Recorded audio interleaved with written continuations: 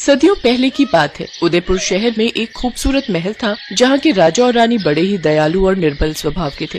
रानी ने 7 पुत्रों को जन्म दिया था, लेकिन उनकी बहुत इच्छा थी कि एक कन्या उनके घर में जन्म ले, लेकिन उनकी ये इच्छा पूरी नहीं हुई। राजा हमेशा से ही एक पुत्री की चाह में था। एक रोज रात को जब राजा और रानी खाना खाकर अपने महल के किनारे बनी नदी के पास टहल रहे थे, तो उन्हें उस नदी में एक टोकरी आती दिखाई दी, जिसमें एक नवजात कन्या थी। उस नवजात कन्या को राजा रानी अपने साथ महल ले आए और राजा ने ऐलान किया, आज से ये कन्या हमारी पुत्री है, हम इसे अपनी बेटी की तरह पालेंगे।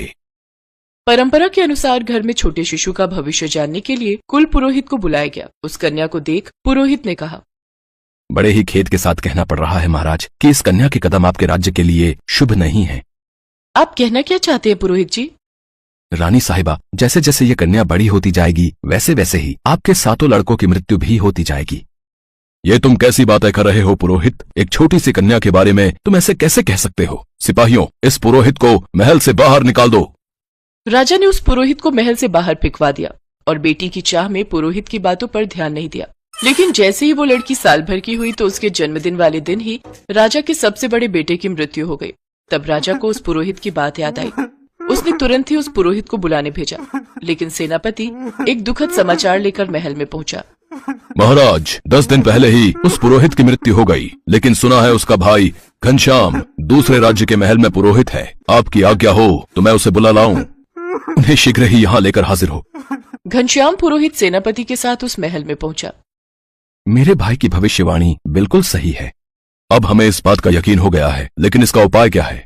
अगर आपकी इस कन्या को आग के घेरे में बड़ा किया जाए तो आपके बेटों को इसका कोई नुकसान नहीं होगा, लेकिन इस बात का खास ध्यान रहे कि वो आग बुझनी नहीं चाहिए। पंडित के कहे अनुसार वैसा ही हुआ। उस कन्या को एक घर के अंदर रखा गया, जिसके बाहर आग का घेरा बना दिया गया। कुछ साल ऐसे ही बीत गए। अब 7 लड़कों में बचे 6 लड़के भी बड़े हो गए और राजा रानी बूढ़े होने के कारण दुनिया से चल बसे। उन 6 भाइयों में से सबसे बड़े भाई ने राजगद्दी संभाल ली। अब वक्त आ गया है कि हम अपनी बहन को उस आग के घेरे से छुटकारा दें और उसका विवाह करके उसे खुशहाल जिंदगी जीने दें। बिल्कुल सही कहा भाई आपने। चलो चलो अभी अपनी बहन के पास चलते हैं और उसे ये खुशखबरी देते हैं। सभी भाई अपनी बहन के पास पहुंचे। बहन, अब वक्त आ गया है कि तुम इस 4 दीवारी से आजाद हो जाओ। तभी उनकी बहन अंजना उनसे बोली, हाँ भैया, मैं भी दुनिया देखना चाहती हूँ। आखिर कब तक मैं इस आग के घेरे में जलती रहूंगी? अंजना को बाहर निकाला गया। उसने पहली बार नदियाँ, पहाड़, पेड़ पौधे, फूल, तितलियां देखी। वो बहुत खुश थी। तभी उसकी नजर बगुले पर पड़ी। अरे वाह, ये तो बहुत ही खूबसूरत पक्षी है। भैया, इस पक्षी का नाम क्या है? बहन, इस पक्षी का नाम बगुला है। भैया, मुझे बगुलों के राजकुमार से ही शादी करनी है।